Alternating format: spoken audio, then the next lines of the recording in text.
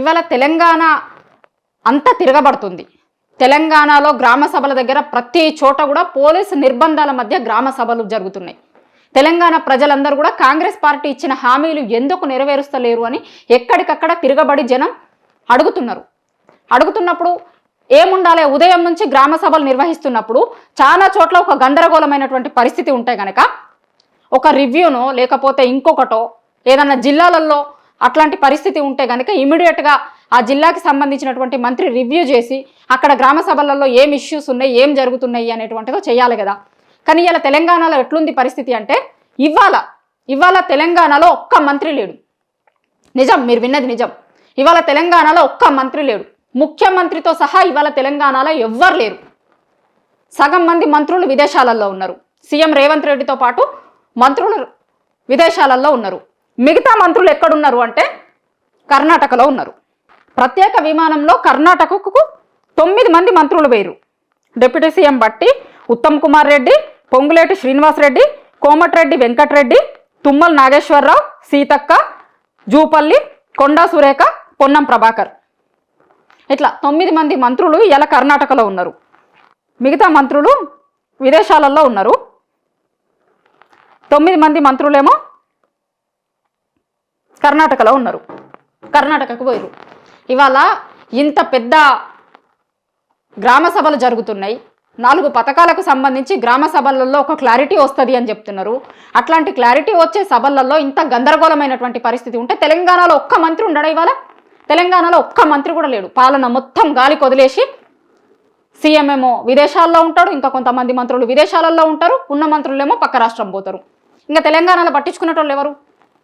తెలంగాణలో ఉదయం నుంచి జరుగుతున్నటువంటి వేటి మీద కూడా ఒక్క మంత్రి కూడా ఆరాధీసింది లేదు. ఎందుకంటే ఏ మంత్రులు లేరు. ఇక్కడ కర్ణాటకలో ఉన్నారు. సగం మంది మంత్రులు కర్ణాటకలో, సగం మంది ఇంకొక దగ్గర. ఇట్లుంటుంది అసలు రాష్ట్రంలో పాలన. ఇట్లా నడిచేది గాలికి వదిలేసినట్టు కాదా ఇది? మళ్ళీ మేము అన్నాం అనుకో ఏదో సోషల్ మీడియాలో క్రిటిసైజ్ చేస్తుర్రు, ఇంకొకటి చేస్తుర్రు అంటారు.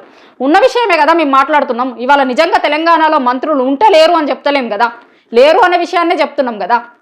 ఇవాళ గ్రామ సభలకు సంబంధించి 4 రోజుల పాటు కాంగ్రెస్ పార్టీ చాలా ప్రతిష్టాత్మకంగా, ప్రభుత్వం చాలా ప్రతిష్టాత్మకంగా ఈ గ్రామ సభలను నిర్వహిస్తుంది అని చెప్పినప్పుడు దాని మీద ఒక రివ్యూనో లేకపోతే పొద్దున్న నుంచి కూడా చాలా చోట్ల గ్రామ సభలు మొత్తం కూడా ఎక్కడ కరెక్ట్గా ప్రాపర్గా జరుగుతలేదు. గ్రామ సభ వచ్చినటువంటి అధికారులకు పైన మాది ఎందుకు రాలేదు అని అడుగుతున్నారు. కొంతమంది కాళ్ళు మొక్కుతున్నారు, నాకు ఇల్లు కావాలి అని అంటున్నారు, ఇంకొకటి అడుగుతున్నారు.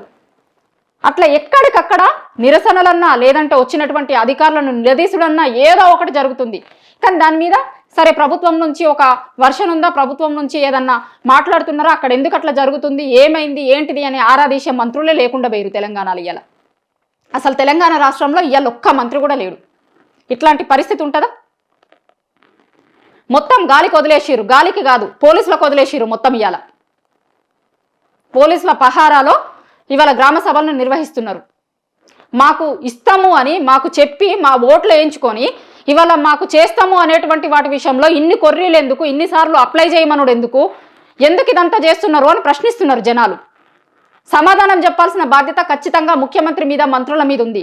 కానీ సమాధానం చెప్పేందుకు ఇలా తెలంగాణలో ఎవ్వరు లేరు.